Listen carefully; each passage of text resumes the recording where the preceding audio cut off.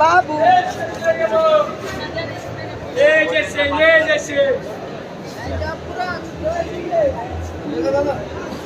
এই 1000 টাকা দা বাজার করে এদিক যাও এদিক এই এদিক আ আমরা আগে বাইরে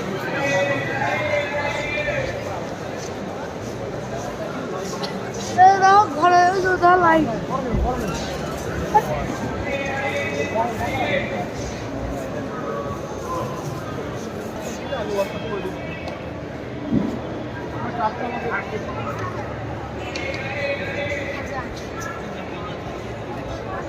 লাগতে